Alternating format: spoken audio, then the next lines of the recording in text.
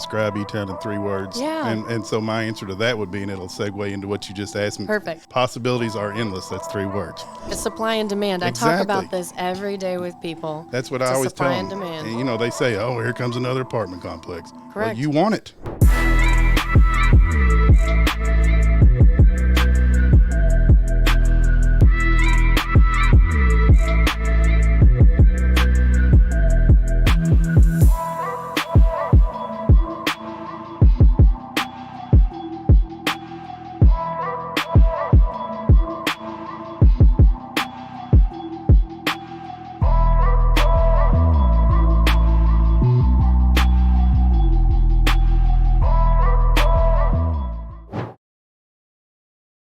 And welcome to episode 8. Woo! Lucky number 8 of, maybe it was lucky number 7. I think I messed that up. But Dang. oh well. We're not lucky. Lucky number 8. Lucky number 8. We're going to call it lucky number 8. And we are back after having a couple of episodes that were a little bit of rivalry between us, then a little bit about our lives. And we're getting back into some people from Hardin County and people from Elizabethtown specifically and things they can do for our community. So I think you're really going to enjoy our guest we've got so coming up. excited about today's guest. I have just a ton of respect for him.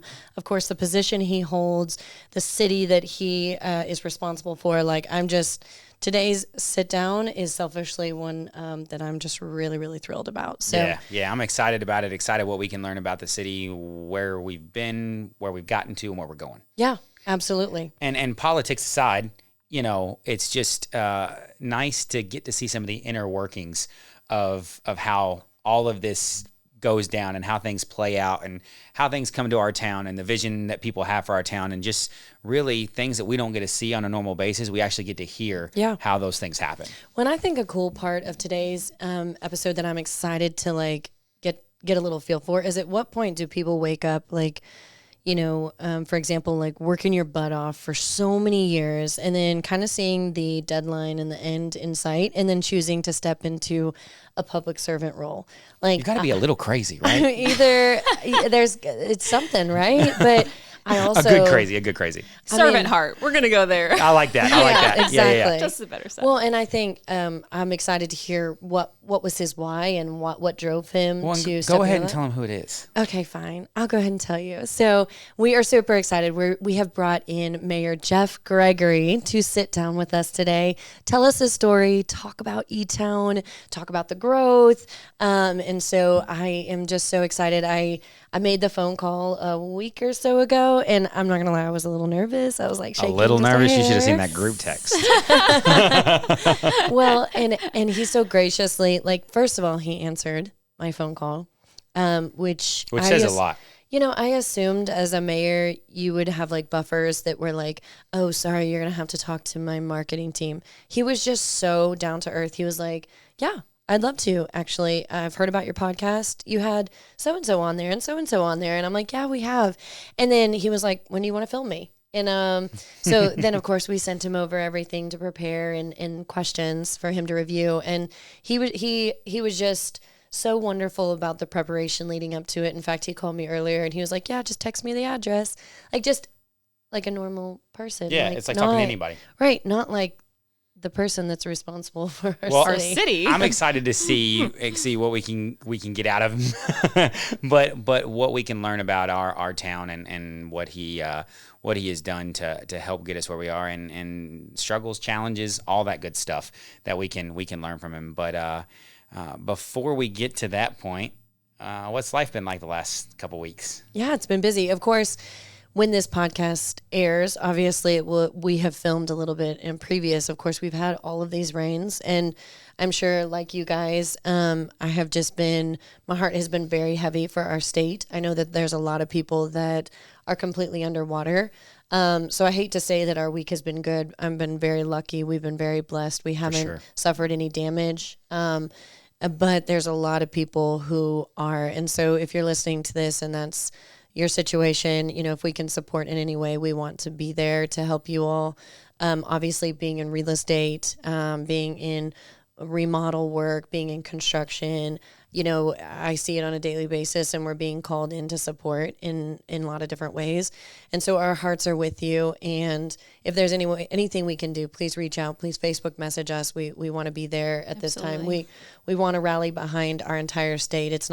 We're not just representing Hardin County. Absolutely. We truly love the state of Kentucky, and there's just been so much damage. I'll tell you what, we'll see what we can do with this podcast in terms of when we put it out, maybe some organizations that we can put online that you can get in touch with to help those that are in need, especially in our area. I felt helpless.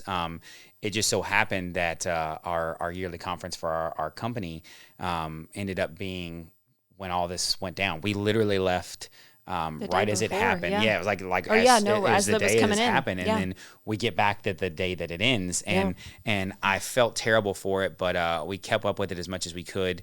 I kept up with it with my house, making sure everything was okay. I know people have been affected by it, and our sincere condolences, prayers, all that kind of stuff are with you guys, trying to make sure that we get back. But I can tell you what, if there's any town that's going to get through this and get through it easy, it's ours. It is.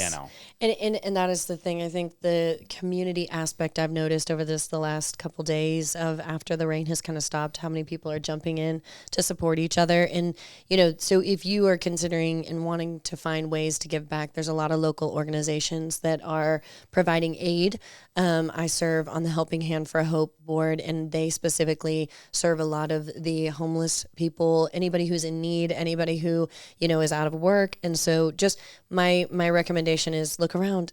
I promise there's a lot of different support systems out there that need your help, need aid, need financial support, or need physical support, need you to volunteer. And so just get involved, because that's the best way to get us back up on our feet. Absolutely, and we're all behind that. Anything we can do to help. So that said, what do you got coming up the next little bit?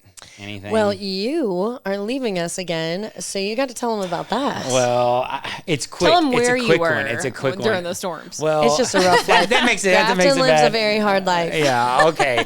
Here it goes. I knew this was coming. Through Grafton. I knew this was coming. We were lucky enough to have our annual conference in Orlando. Where at specifically? At Disney Springs. Brittany, we're taking our annual conference at Disney. Is that what y'all are doing now? It doesn't happen every year. It just happened to be the spot this year. Is that what it is? You already went, didn't invite us. Well, we walked a ton. We did a ton of walking. I'm sure. We yes, did. I remember that. I'm not a fan of Disney. Oh, get away from me. Get further away from me. No, I'm kidding. I go on vacation to relax, and Disney is the opposite, but I will suffer through my kids. They're dying to go. So we're going to take the boys. I was going to say the excitement relaxing on the kids' faces, seeing the princesses. I had to carry a baby around most of the time whenever we were there, or carry my sleeping 3 to 4. I think she was 4 still at the time. So I was carrying my 4-year-old when she fell asleep, dead weight. Like, she's not lying. Well, I learned very quickly. And it was hot. It was 90 degrees when we were down there. And I learned very quickly, like with the kids, if you've got them under 3, take them in the morning, let them go take a nap during the heat, and if you want to bring them back out later that evening, back to the park, do it. I was 21 the first time I went to Disney, and I didn't last very long. It was hot. We did 16 miles in that day. Oh my! It's like 34,000 steps. We hit all 4 parks in one day because we didn't have much time because we had the conference itself. So we took the weekend to kind of go to the parks. We did Universal, both parks the next day. So we did 2 days of parks, and we did Universal on the weekend. Went out and like 10, 11 miles that day. They were both great. They were fantastic. However, I got like 5 to 6 hours of sleep every night. I'm about to crash, but I came back, worked today, made sure everything was good to go at the office, and I got to head out for 2 more days because we got tickets to the Masters to go to Augusta. My life is literally so lame. No, we've been trying. We're just going to go to work again tomorrow, and the next day, and the next day. I'm not going to say I don't want to go, Masters. But I want to go. Yeah, I don't want to go because I didn't want it to be back to back like this because I am exhausted. Yeah, and I'm trying. We're shooting this tonight. Look. I'm never gonna get reprieve on this. So much fun. Well, we're gonna go do that, and then I will be back grinding it out. I know what it feels like actually. It kills you. You got this. You got this. It kills you sometimes. Electrolytes. You get going. Electrolytes is just as much as Gatorade and what is it that what's the drink that everybody Pedialyte? No, not Pedialyte. Is it the one Haley drinks? Yes, that one. She drinks it all the time. Or no. No, you're thinking of Alani. Alani. Yeah. I needed lots of Red Bulls and I think Alanis. I just mixed like a water brand. But my buddies, we've Struggling. been trying for 15 years. My buddy got it. He chose me to go with him, so I am pumped. I'll just be running on fumes, but let's do it, and then it's back to work right after That's that. super cool. And we're excited for you. That's awesome. How about you guys? Just working? It's been, I mean, honestly, spring break really was a bomb with all the rain. So we did a lot of indoor activities. Yeah. But we did open our pool this week. It's not open because it's too cold, but it's open. So summer is right around the corner. We Polar are bear so plunge excited. for a couple more weeks, right? My kids don't care. They would jump right in. But a little on like the real estate side, interest rates dropped. They did. And so we're seeing what government loans, FHA, VA, USDA, those are down in the 5s. It depends on what day you ask me. Yeah. What hour? It's a whirlwind right now, and that's just being honest on that side of things. It's someday we will be, not someday. Some days we are. Some days we're just a little bit higher than that, and that's how volatile the market is right now. Yeah. With just everything in general. It's because of the economic impact of the kind of the tariffs and other things that are going on. Usually, negative news is beneficial to interest rates. We always say a little bit of bad news is good news with interest rates, but not really, really bad news. Right, you don't want really There's bad like news. that kind of fine Middle line, ground. like Yeah. no inflation. Okay, inflation's coming down, and some of those kind of things help us out. So we talk about it with your team and as much as we can, keeping people updated on where they're at. We try to do that the best, but the good news is I do think we are on a downward trend. I think we'll continue that way. So I'm excited for that and what it holds for the future of Elizabethtown, its growth, and as we're going to talk to the mayor about, what we're still seeing is a huge influx of people. Oh yeah. So the market's picking up. Obviously, when you have 8% interest rates, it's really hard to move a home just because it really lowers your amount of buyers that can get pre-approved for enough money that they're actually interested in purchasing. So now with those interest rates trending down, market is picking up. We're seeing houses move. It's just a good time to be in business. And so, we did not go on vacation. We worked. As I had my laptop out each night typing up messages and trying to stay. No, it's you all know that all too well. There is no vacation. There's a vacation, but there's not a vacation. Yeah. You're still answering calls. You're still answering texts. You're going to have to take a mini vacation on this next one, though. Yeah. I'm just, let's say this. When I get back and work for a little bit, then it's going to be the weekend. I think I'm going to crash and burn for a couple of days. Will. But I'm just going to crash out on Saturday and Sunday. But no, all that aside, I'm really excited for what Mayor Gregory has to kind of share with us. Me too. So we'll get to that. Let you guys know a little bit about what's going on in Elizabethtown and Hardin County and things that I really think that you all will benefit from. Yeah. So coming right up, we can't wait to sit down with Mayor Gregory. Looking for a lush green lawn that lasts? Highland Sod Farms has delivered premium Kentucky bluegrass and tall fescue sod for over 38 years. Family owned and trusted by builders and landscapers, they serve Elizabethtown, Louisville, Bowling Green, and Nashville. With quick installation, competitive pricing, and unbeatable quality, Highland Sod Farm helps you grow a better yard fast.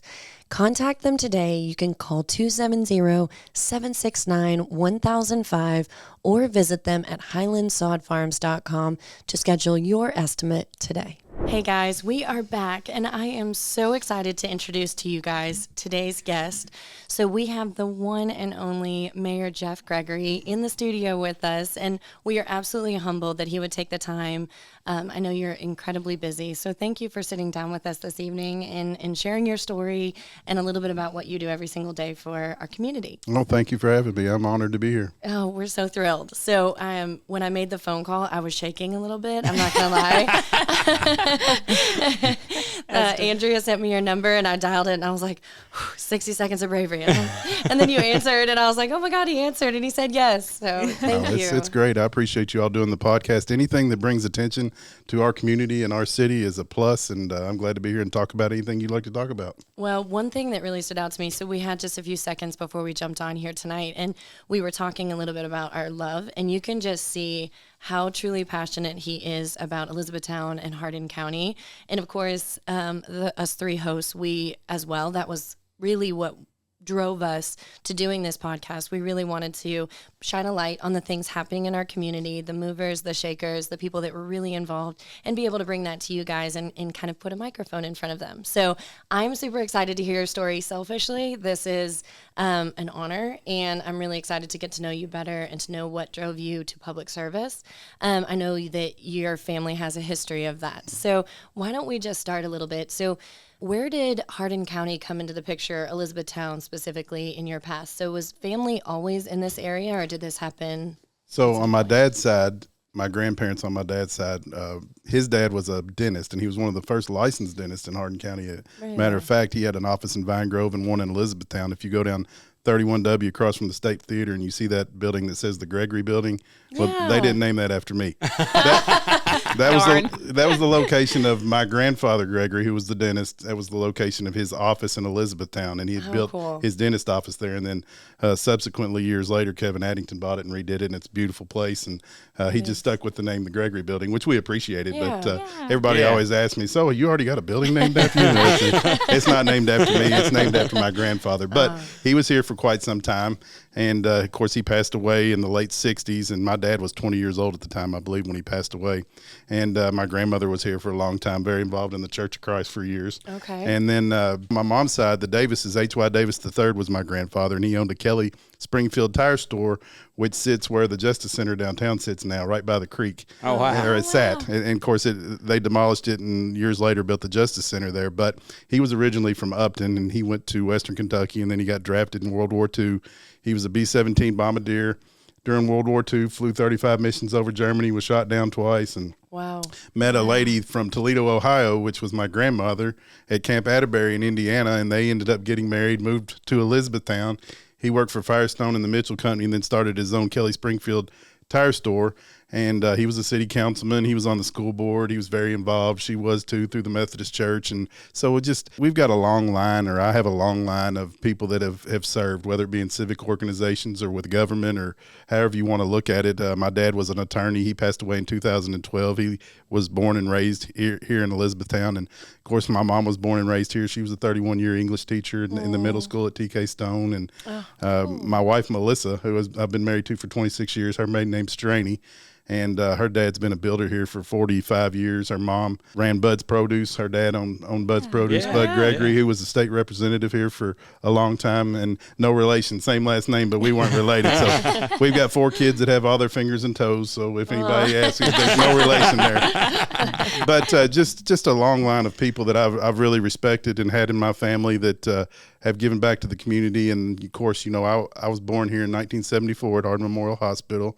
And went all through the E-Town school system, went to the University of Kentucky for a couple of years, and then started a law enforcement career when I turned 21 started with the LaRue County Sheriff's Office for about 8 months, and then I worked for Hardin County Sheriff's Office for about 4.5 years, and then I joined the state police, and I was with them for almost 18 years.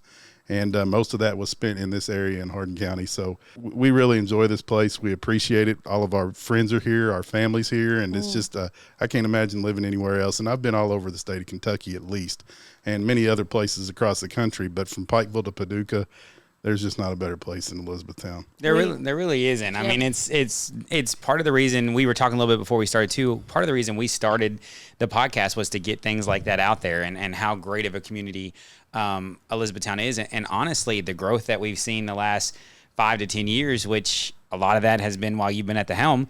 And it's a great opportunity for those watching to kind of see how we got there and kind of get to know you a little bit. But not only that, kind of understand what your vision was before you started running, before you really got into the public service side of things, because it sounds like from your background, you got a lot of family that was in public service. So you've grown up around it, you've seen it. And that even goes to teachers. My mom was a teacher as well. So she just finished and retired. And a lot of people don't realize how much time, effort, blood, sweat, and tears goes into being a public servant. It's not just walking around and shaking hands and kissing babies, as people think it is. It's a little bit more difficult than that. Were you in law enforcement right up until you decided to run for mayor? So in April of 2018, I had, counting my vacation and sick time with the state police, I had almost 23 years in law enforcement. Of course, I was under the old Tier 1 system where you had 20 years hazardous duty and you could retire. So I'd gotten my numbers to where they were almost 23 years, and I'd always wanted to get into politics, and I'll tell you where that started. When I was a trooper, I was assigned to Governor Ernie Fletcher's executive security detail, so it's kind of like Secret Service for the president, except it's state police do it for the governor. Okay. And so for 3 years, wherever he or Mrs. Fletcher went, one of us took them, or I was with one of them every day just about for 3 years. And I got to see from the executive side how government worked and the different things that he did, as a governor. And of course, governor is different than mayor, but it's an executive position, sure, as opposed to legislative or judicial. And so I just really enjoyed it, and I got to see the change that he could affect, and I got to see some of the policies that he could put into place, and the ways that he dealt with the public, and different things that had to do with his position. And it just was very interesting and exciting to me. So, of course, I made sure that he was safe all the time, but I always paid attention to what was going on, and how he dealt with the legislative side of things, and how he dealt with the public and people coming up with, with their hands out and eating things. And so I was really impressed how he did that. Unfortunately, or fortunately for the Bashir side, that, he lost that next election. And I got sent back to the state police post, and I was working the road again, because that can get a little political. Yeah. And so after that, I was a narcotics detective for about 5 years. And so I went and did undercover narcotics, and I had a beard and longer hair and wore blue jeans and boots and drove a Dodge Durango, and I bought drugs. So do you miss those days? I did. I really did enjoy it. I mean, fun. I worked with some great guys, and we got a lot of good stuff done. But, every career, or every part of a career has a season. And so you'll enjoy this story. My friend John Ward, who's the Hardin County Sheriff now, was the post commander at Post 4. And he called me one day, and Norman Chaffins, who is the sheriff in Grayson County right now, was a trooper, and he had the public affairs position at Post 4, and he was retiring. So John Ward called me and said, "Hey, I'm going to transfer you back from Special Investigations to Post 4. I want you to take that public affairs job at Post 4. And I'm kind of paused on the phone. I'm like, well, I don't want to do that. Right. I got a great gig, good schedule, I'm a free agent, do what I want, just have to go out and make drug deals, do these different things. And he said, "Hey, so do you ever want to run for office?" And I said, "Well, yeah, I always wanted to do that." He said, "Well, this is a good position to put you in, because you're going to be in front of the microphone, you're going to be on the radio, you're going to be in the Louisville News, you're going to be in the newspaper, you're going to handle everything that comes through Post 4. You're going to be the spokesperson, so your name's going to be out there. You're going to get name recognition." And so I got to thinking, that may not be a bad idea. So for the last 5 years of my career, that's what I did. And then in April, to answer your question, in April of 2018, I decided that I was going to retire, and then I filed to run for mayor May 3rd.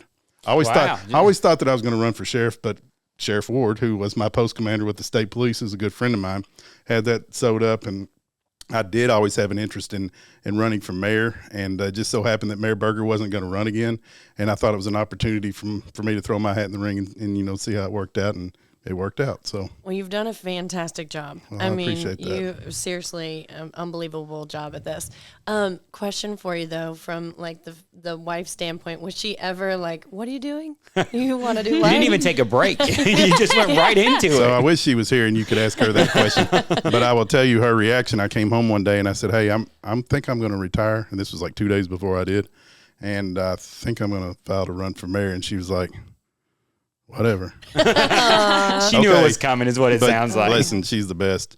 I wouldn't trade her for anybody. She's been a wonderful mother, a wonderful wife, and she's supportive of me in every way. She's not an out front person. So she stays home and takes care of things at the house in a lot of ways. She will come with me to anything I need her to if she can, but she's busy. She's a kindergarten teacher at Panther Academy, but she's fabulous and supportive of anything that I do, and I don't know where I'd be without her. The first lady of E-Town, right? That's what we'll call her. That's right. She hates that term. Oh, no. Then we'll not call her that. No, do it. Do it. It's funny. That's great. Were there any misconceptions of what you thought being a mayor would look like compared to what it actually has been like? So I don't think that I had any misconceptions.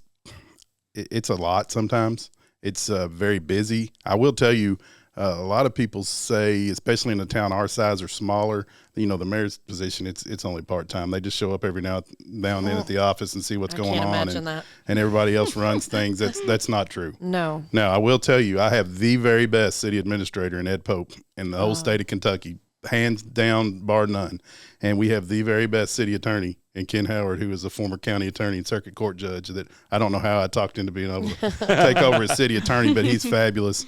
And of course, we added some positions that's really helped that I thought that we needed. One of them being Terry Shipp, who does business development for us, former city councilman. He's been a salesman all his life, owned his own businesses, and really knows what he's doing. He doesn't mind to pick up the phone and cold call somebody. And he came in and met with me in a referral group, and I was incredibly impressed. So his position, you talk about kind of his position, bringing that in.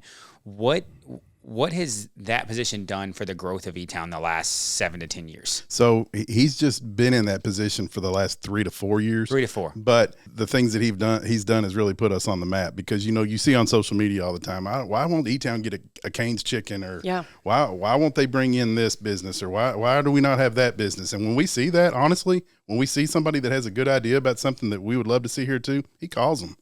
Really? Calls them. That's and says, what he told us. Yeah. He was like, and it takes just badgering them and like selling them on the city. Yeah, exactly. And he does a great job. He doesn't care to cold call anybody. He's got a great personality. He's smart. He understands business way better than I do. And he's just fantastic. And so he's been a great addition as well. And I'll tell you right off the bat, we had a business that was going to locate in a different community that had about 40 to 45 employees, and they were pretty high paying jobs. And he talked them into coming and locating in Elizabethtown. And that's amazing. So, but the selling point to me for that was, if you calculate the occupational tax that we'll draw annually off those 45 jobs, it pays more than his salary. Wow. So that one job took care of it. So everything else is gravy. Yeah. Absolutely. Yep. So everything else is easy. Because that's a big thing. Because when you add positions like that, and it's obviously sounds like it's a position that we needed, and a position that's done its due diligence, that you did your due diligence creating.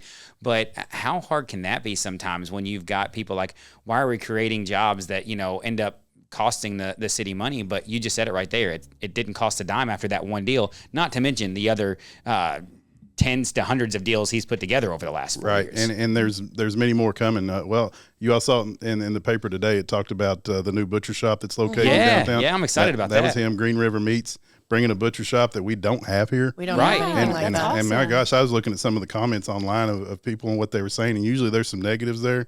I didn't see a one. That may set a record. Well, because you got to drive 30 minutes at least one way to go to a true butcher shop. Well, people go to Boone's and Bardstown, 100%. and not trying to knock anything for Boone's. That's a great place, but we need one here. We need something like that here. Absolutely. And so just small wins like that all the time really change the way things look. Yeah, I was very impressed with him when he came in and spoke. It was his position, I think, has been a catalyst for a lot of the growth here. Yeah, it's been fabulous. And, I do a good bit of that too when I have time, but I don't have time to call on all those people like he does and just focus on that. And he's better than I am at it. Well, and as he was telling us, he feeds them research and stuff. So they need to know certain population numbers, and he feeds them a lot of that information. And so I'm glad you brought that up, because one of the things that sets us back a little bit is a lot of those places that he calls, they won't even consider you unless you're 50,000 population. And by the last census study, we're 33 to 35, somewhere in there.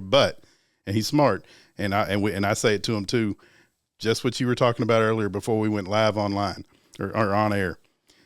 I like to tell people we're the Mountain Pilot for a bunch of little Mayberries, if you use that name. And we are. So 18 counties come to E-Town for just about everything now. Yep. And so we tell them, by census, our population's 33 to 35,000, but our daytime population, we think's 80 to 100,000. Yep. And it may be more than that, because we've got 12,000 jobs in our industrial park that people are coming in from all different counties and working in Elizabethtown, and then shopping, grocery shopping, everything that you can think of. They're coming to E-Town for entertainment, for parks, for the sports park, for the outdoor concert venue that we'll talk about here in a few minutes. But that we keep trying to add amenities, because it just makes everything else that much better.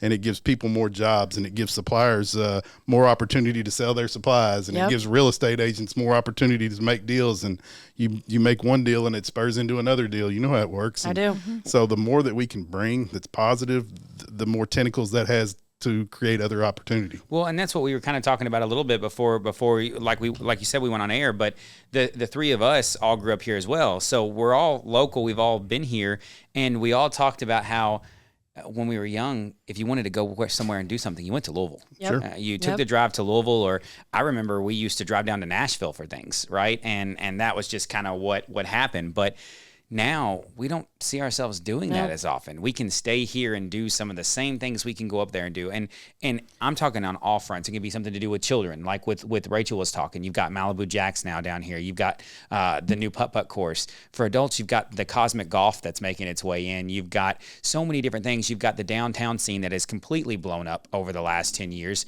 completely been revitalized. And it's a nice place to go downtown. And if you're an adult and, have a good, responsible time and do some good things down there that you all have done. And the city is really just kind of pumped its way into making sure people want to stay here. And the other thing we were talking about is there was that common misconception that millennials just wanted to move away from here. We left and we never came back, and we're living proof that's not true. And a lot of that is due to the things that have now brought us back and made us say, hey, this is a great place to raise a family. It's a safe place to raise a family, and it's where we want to be the rest of our lives. Yeah. Well, and to expand on what you just said, back during COVID, and of course you saw all the issues that Louisville was having, especially downtown back during the Breonna Taylor issues, and you saw some urban flight. Yeah. And E-Town got some of that. Mount Washington got some of that. Yeah. And so we take advantage of that. Not trying to knock Louisville. They had their issues and people were moving here, good people. Yeah. We wanted to take advantage of that and show them that there was opportunity here in Elizabethtown, just like Louisville, maybe on a little bit slower stage, maybe on a little slower scale. But this is a pretty great place to live. And so I know you all had Andrea Hare on the other day. Yeah. She's fabulous. She is. She's awesome. I love her. She's one of my very favorite people, and we're blessed to have her at the police department. But everything starts with public safety, at least with me. So right off the bat, we decided that we're going to make sure that our police department's funded, but more importantly, we're going to make sure that they're funded, have the tools that they need to do for great people. Because you get rid of a whole lot of problems in policing if you're hiring the right people. And so we set out to make sure we were getting the highest quality people. And the way to do that is to make sure that you're paying them what they need to get paid. So right off the bat, we did a study, a compensation study. And we had about 330 employees, which I don't like the word employee. I use teammates. But we had 330 teammates for the city of Elizabethtown. And 69% of them were getting paid below market rate. So Virgil Willoughby at the time was on the city council, and Virgil's a retired policeman, great guy, former city employee, teammate. And he kind of spearheaded and worked with us to lead the charge and getting these people paid what they needed to get paid. We hired a group out of Lexington, Louisville area called the Hannah Group, and they came down and they did a compensation study, and they look at other government entities, private business, to see with your skill set, this is what you should get paid. This is what other people are paying, policemen, firemen, public works guys. And we made a scale, and we got ours above the median rate on that scale. Amazing. We tried to take them to 60-65%, and we've been paying them that way, and then giving them a cost of living adjustment that is recommended by the Hannah Group that we have on retainer now. And we very rarely have open jobs. Everybody, I was going to say, has retention rates went up since you've done that? Big time. Retention has been great, and not only has retention been great, but we've been able to attract some really good people because of it. So not that there weren't great people working for the city before, but we try to, just like everything, you try to improve every time you lose somebody, you try to get somebody a little bit better. It doesn't always work out because we've got some really good people, but we want to make sure we at least maintain that standard, and we've been able to do that. And so when I got elected in 2019, I think we had 60 sworn officers with the police department, and now we have 92. Wow. So we've added, a half again. And I'm sure you've saved quite a bit on training cost. Is when I say saved on training cost, not that you're not doing continuing ed and training them, but if you've got somebody that comes in and you've got you're not constantly having the retention training, I'm sure there's cost saved there to be able to create more of those jobs. Right. If you get people that stay, they don't have to go through the academy again. Right. Yeah. Instead of finding people and they didn't work out after 6 months that you'd already invested a bunch of money in, now you got to hire somebody else to run them through the academy. It's a 9-month, year-long process, and it's just there's a lot to it. Plus, we're not paying out money on a bunch of lawsuits if they're doing what they're supposed to. Yeah, I mean, absolutely. Inherently, you're going to have those in the police field. For sure. And a lot of them are frivolous and terrible, and that's okay. We'll fight those, and our city attorney will fight those, and our chief will fight those. But we just have great people. Yeah. And the same thing goes for fire. Well, as much as you're talking about Andrea being great people, that works in reverse, because I know obviously my ex-husband works up in Louisville, and we had originally looked at the E-Town Police Department for him, but of course the compensation wasn't what it is now. But the way she speaks about the leadership of the police department, but then also of you. So it goes both directions. We've got great leaders that are leading, and so you obviously attract great people because they want to be led by good people. So just to speak to, I appreciate it goes that. both directions. And, Chief Thompson is, he and I have been working together since 1998. He's a retired trooper. Matter of fact, he was my boss for a good bit of that.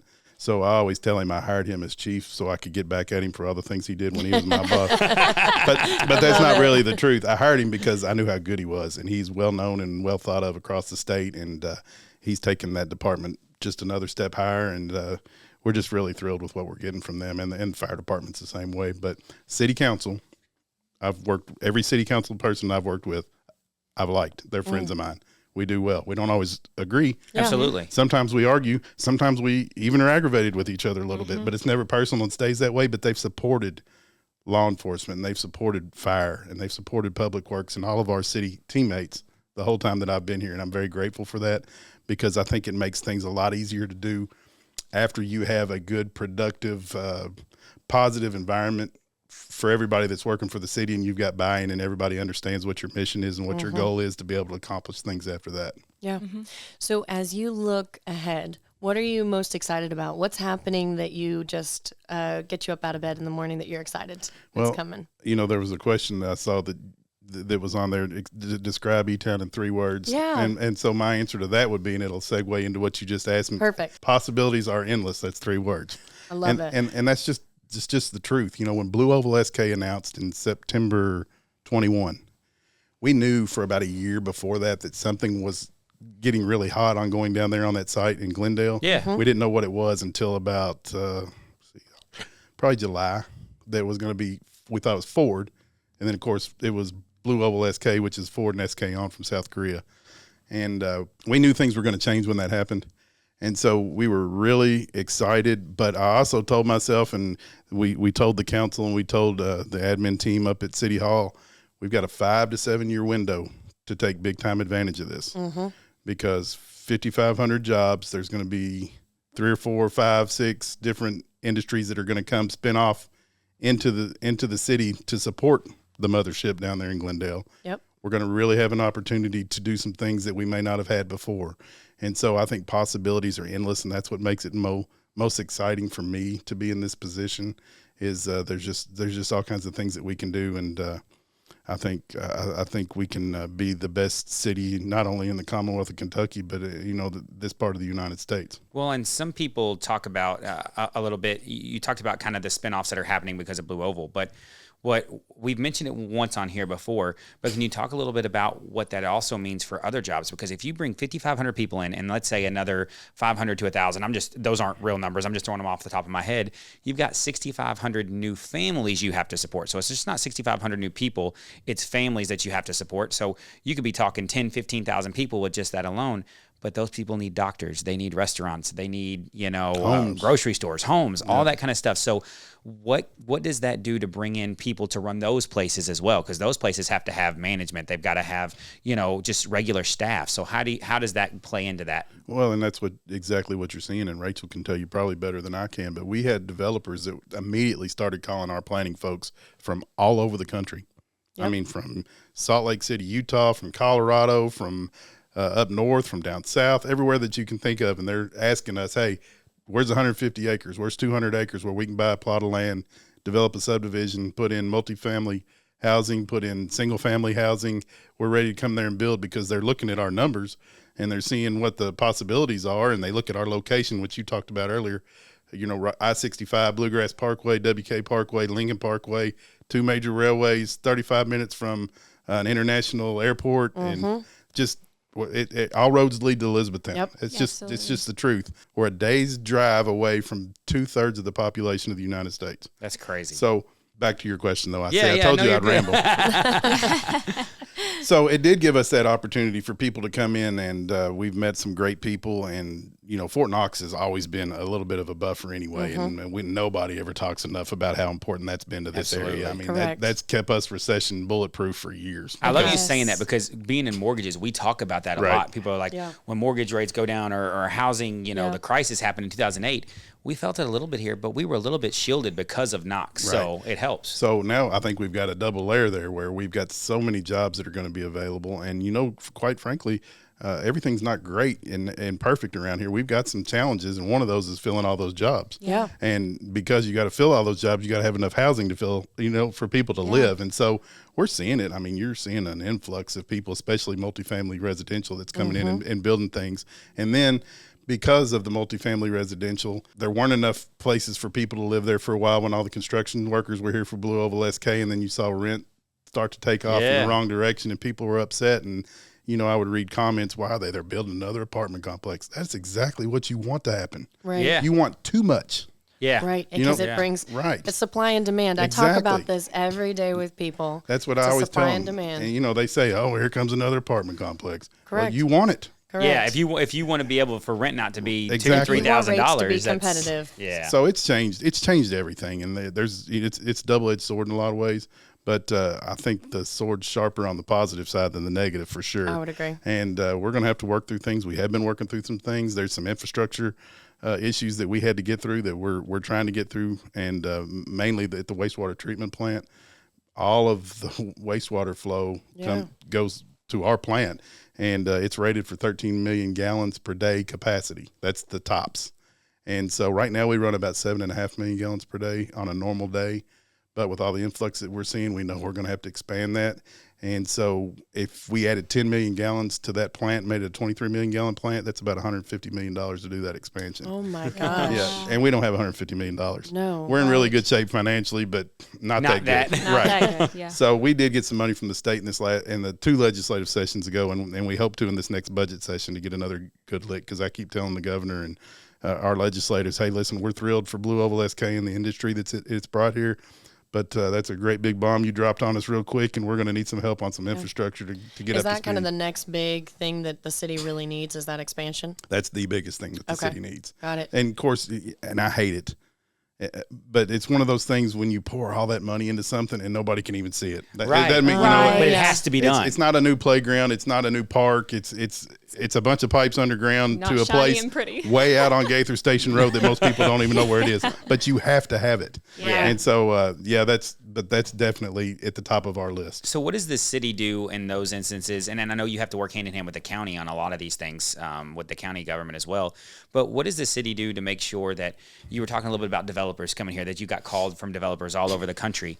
What do you do, number one, to make sure that those who are local, who've been here for a while, make sure that they get their chance at some of that same stuff? And number two, those people who are coming in, to make sure that you vet them, that they're people that are not coming in and just leaving and doing something or putting something up that we wouldn't consider up to standard for our area. So that's a great question. And I will tell you, our local Home Builders Association is fabulous. Yep, they are. They have a group of tremendous builders, and they go above and beyond. None of them in the Home Builders Association just do the minimum. None of them do. They build a good quality house.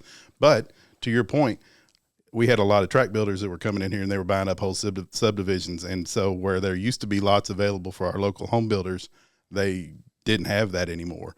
And so to your point, and I'm glad you brought that up, we have a friend of ours that we have made friends with that's out of Utah, and she's going to develop a single family subdivision. And one of the first things that Terry Shipp and I asked her about, hey, listen, instead of talking to one of these national tract builders that'll come in and buy your whole thing, write you a check, take it all down, would you consider letting me pitch that to our Home Builders Association and see if we can get 7, 8, 10, 12 builders to go in, buy 10, 12, 15 lots a piece or whatever, and break that up and let them take it down and let them have some lots to build on until, we can do another one. And if it works out, hey, we'll put you on some more ground. You can do it again. So we're trying to work with our Home Builders Association to be able to pull that off.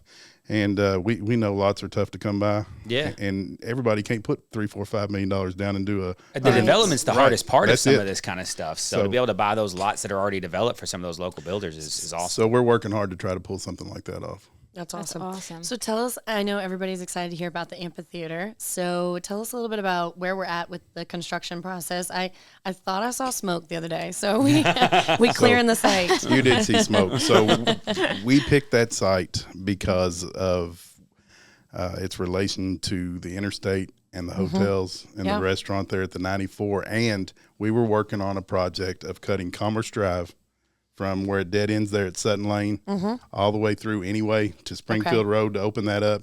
And then I'm working with Senator Deneen and Representative Bratcher to take where Commerce Drive meets Springfield Road all the way up to New Glendale Road on 31W. So that would give us a connection from the south end of town all the way to the 94 end of town on North Mulberry. So when we started talking about that, we were already talking about putting an amphitheater in. We thought that this was a good place in the state. We thought it was a good place in the country to have one. We did some studies, and they told us 10,000 seats is probably ideal or a really good opportune number to put there. And it just kind of blew up from there. We looked at Buffalo Lake. We had just dredged it and made it as built again for water capacity from the floods that we've just experienced. Yeah. And we thought that would be a great backdrop. It was owned by a private developer that was very gracious and let us talk to him about buying the property. And so we were able to make a deal, Roy Keith Jr. and the Keith family. Cool. Fabulous to work with. And they're a legacy family in Elizabethtown that really cares about this community. They made us a great deal on it. We're easy to work with. They wanted to see the project work out. And so that was an easy way to go ahead and get that property. And so we traded some property with the Elizabethtown school system, another 10 acres that was adjacent to the property that the Keiths owned. And we're able to put a site together of about 50 acres. And then we've just been in the design stages ever since. We hired a GC. He bid, and we bid it out, and they were the best bid, and we were able to take it. And they had all these different designers that have helped design Red Rocks and different amphitheaters across the country. That's amazing. And you can't imagine all the meetings that Janet Clark, our tourism director. I mean, it's been dozens that. Zoom meetings, they fly in, we talk, they talk. Sometimes I go if I can. Sometimes she handles it, Ed Pope, Jason Daly from Parks and Rec. And they just come up with a great design, and it's going to be beautiful sitting there against the trees with Buffalo Lake in the background. And we've done everything we can to save as many trees as we can out there, the old growth trees. Obviously, we had to take some of it out to be able to build, the buildings that we're going to put in there in the parking. But we have a plan to plant back twice as many as we took out. So that's awesome. Cool. Yeah, and so what we want it to be when you pull in there and you park and you start into the facility is you're walking into the woods. That's what we want it to be like. Oh, cool. That's awesome. So it's going to be pretty neat. I'm very excited, especially because I think that's really going to boost tourism between like Monday and Thursday, right? We have a heavy tourism attraction for the weekends with all the sports and stuff that we have here. Sure. But that Monday through Thursday is, and I attend a lot of concerts. We all do. Yeah. So being able to go to a Tuesday or Thursday night concert, still get home, and it be right here in our community, like I am thrilled about And again, this. perfect location for a lot of those artists who may be opening for others. When they come through here, it's a nice stop for a night to put on a concert. We're trying to pick off people that are coming back to Nashville because they've been somewhere already, or they're leaving Nashville a day or two early because they've got a show in Indianapolis, or they got a show in Cincinnati, or a show in Chicago. And we can get them a day or two before they're supposed to be up there and do a show. I mean, it works perfect, exactly like Rachel said, for the opportunity to put heads in beds and bellies in restaurants for Tuesday, Wednesday, Thursday. Yeah. Because we're getting it already on the weekend from the sports park. Yeah. Yes, for sure. So I've got a couple of questions. This one's selfish. How do you juggle, obviously being an entrepreneur, I feel the pull of like constantly having a lot of major priorities that need my focus.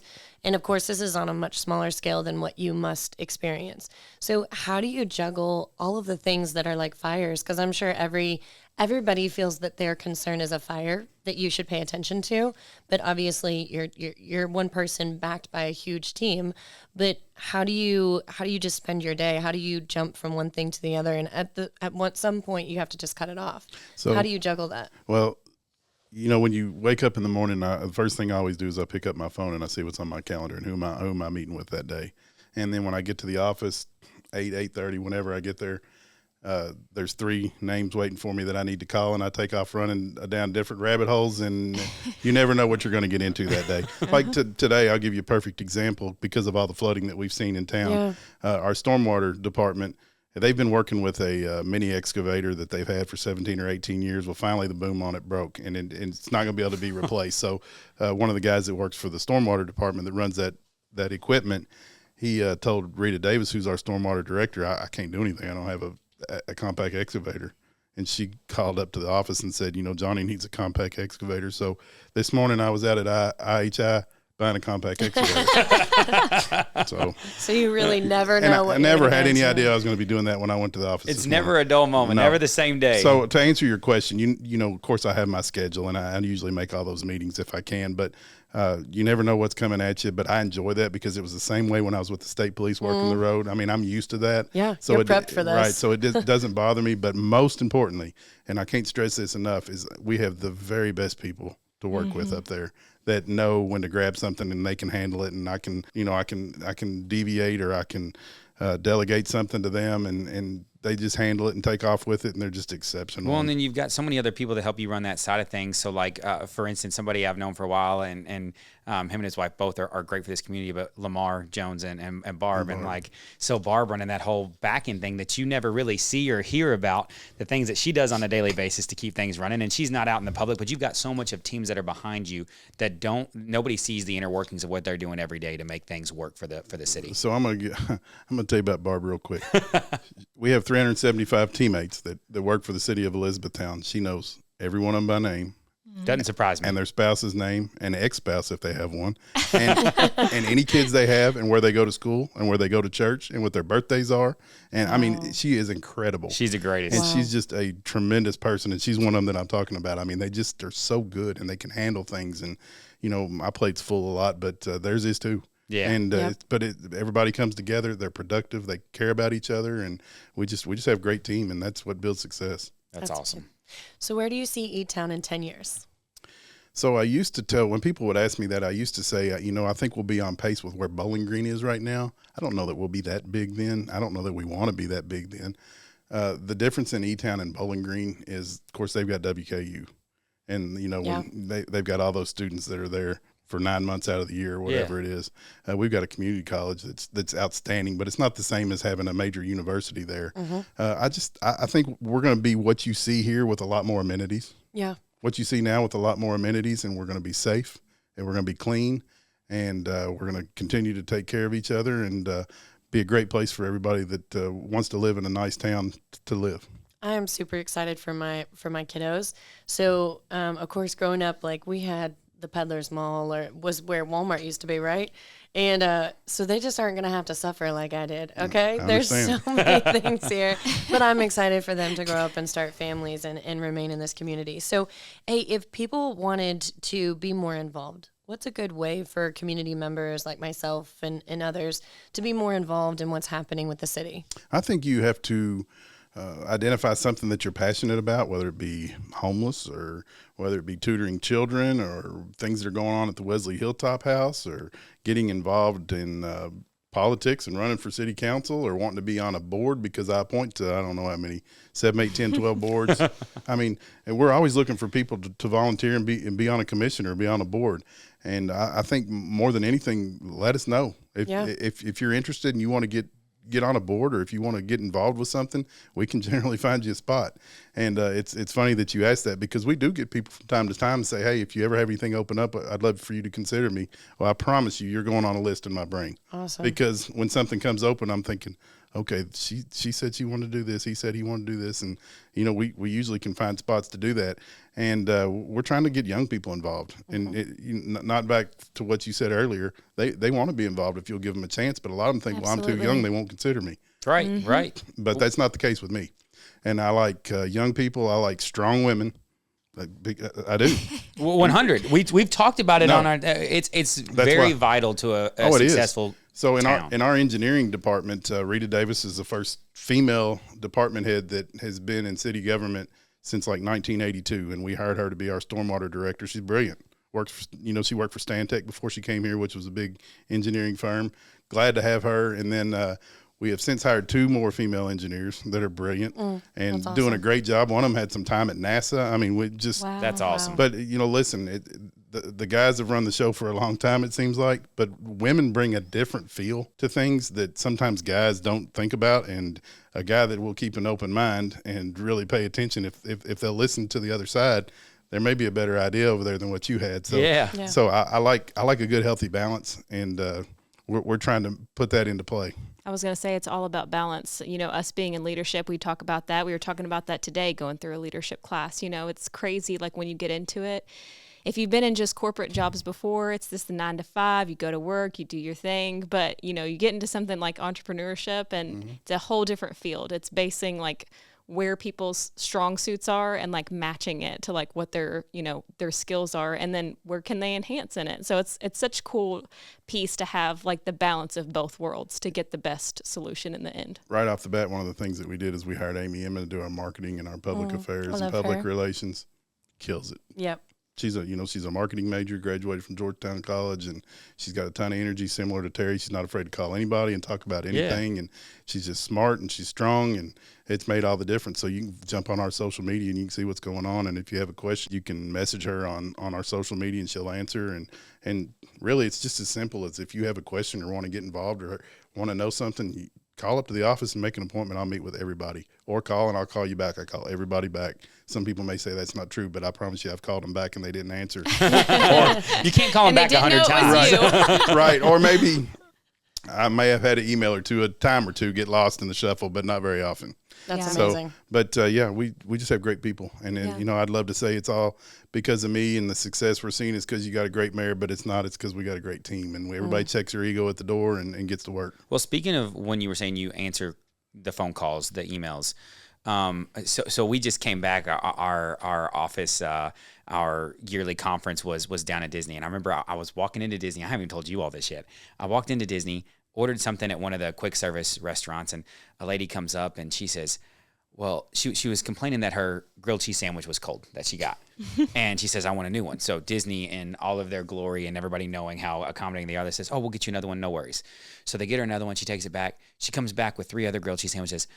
Well, now my son's is cold, my daughter's is cold, and my husband's is cold. So what are you going to do about this? And there was never any pleasing, right, that went on. And sometimes I bring that up because you probably deal with some of the same stuff. There's some people that you can do everything in the world and it's never enough. How do you deal with talking to those people and still trying to hear their concerns, even though sometimes it might be the same people over and over again? Well, you start with always telling the truth. And whether they want to hear it or not, sometimes you just got to tell them, listen, this is the deal. This is how it is. I would love to be, I'll consider anything to try to make you happy, but we have to do it this way, or we have to do these things. I love that. And if you're not going to be happy about it, you're just not going to be happy. I mean, I don't know what else I can tell you. I'll make any concession I can, but these things have to happen. Right. Yeah. And some people will say, okay, well, that makes sense. And they're going to respect that response. But other ones, STPs. Same 10 people. Some of them just, it doesn't matter what you say. And a lot of that, and I think you all see it on a national landscape, maybe not so much on a local landscape in government, but some people, it doesn't matter what they do or who's in there, they're not going to trust government. Absolutely. And so you've lost before you ever say the first word to them. But there's not that many. There's really not that many. Yeah. Some of the smallest groups are the loudest sometimes. It's one of those. The vocal minority can be deafening sometimes. Yes, for sure. Yeah. So 2 last questions to close this out. So what's one thing that people might be surprised to learn about you? Let's see here. I like to play golf. I love anything sports related. I'm a gun guy. I've had 5 Corvettes in my life. I've got one now. Oh, and fun.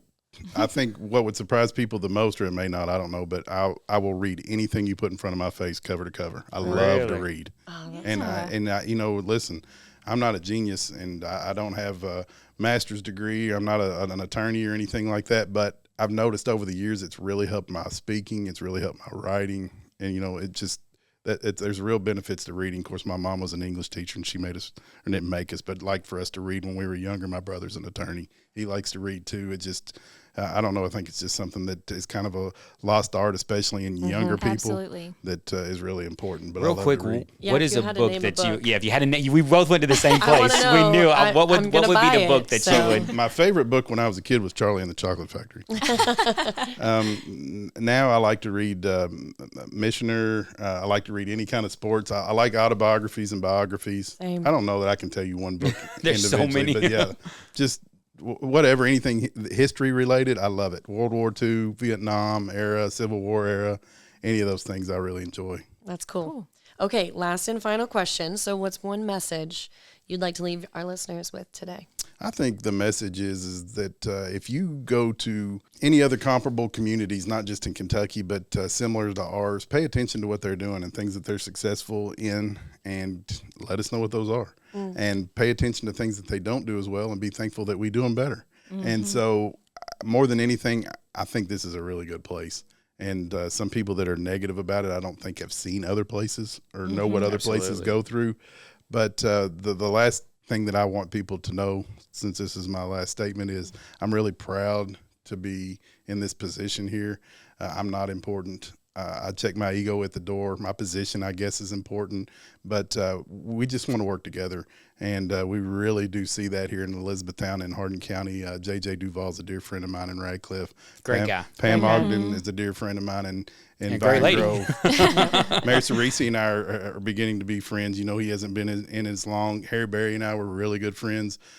Keith Tall's a friend of mine. It's just very productive here. And when everybody's rowing in the same direction, you know, we don't always have the same goals in mind, but when I'm not trying to shipwreck your goal and you're not trying to shipwreck my goal, and we can kind of meet in the middle on things to get things accomplished for the people, it's very productive, and a lot of good things can happen. And I think that's what you're seeing in this area right now. And that's how government should be. Yes, it is. And I'll tell you another thing before we go. Yeah. Whether you're a Democrat or Republican, I could care less. It matters not at all to me, which is why I like this being a nonpartisan position and a nonpartisan race. For sure. Because I think in the national level and even on the state level, they get caught up too much into partisan politics. And if I don't even know of our 6 council members, I could probably tell you, but I'm not positive if they're who's Republican and who's Democrat. We don't ask. We don't care. It doesn't make any difference. It doesn't make Right. any difference. We get after it and try to do good things for people in our community, and that's all that matters. That's Well, awesome. and I wanted to speak a little bit too, just for a second, because I was going to say, if you're involved at all in local anything, you go to a festival, you're involved in like a local nonprofit, like I'm in Kiwanis, and you came, you know, we had like a little thing that was honoring like one of our members, and you were there for that, and you're there for the festivals, you're there for our board meetings and stuff that we have. Like, we see you everywhere, so it's really cool to also see how much effort you put into actually being involved in the community, not just sitting, you know, behind a desk. Like, we actually get to see you involved. I appreciate that. And I appreciate all of our civic organizations. Without them, I don't know where we would be. Yeah. I mean, I just don't. Because the city can't do everything. True. Right. Absolutely. You got to have that team behind you, That's right? right. Right. Well, we can't thank you enough, truly. Thank you Oh, for we gotta answering quit my now? phone call. I know, right? All right. We can keep going for another hour. Like, We can talk all day long. right? Well, thank you for answering my phone call. No. Thank you for being willing to come here. Absolutely. We really I appreciate it. appreciate the opportunity, and thank you all for representing our town. Well, just getting to sit down with you, just realizing truly what a humble leader you are. I'm inspired by just this conversation, like just the way you push and promote the people that support you. No wonder everybody loves you. No wonder thanks. you do an amazing job. So Thank you. we're And very here's to the proud. next 10 years, hopefully, right? Yeah. We'll see. Let's make it 25. I'll tell you what, Let's I'll give keep you an going. announcement. I'm at least going to go one more. One more. All right. Good. Well, we're Awesome. excited. Thank you guys for joining us this evening. We are so excited to bring this to you. We are so thankful to have our mayor in with us today. So y'all have a good evening.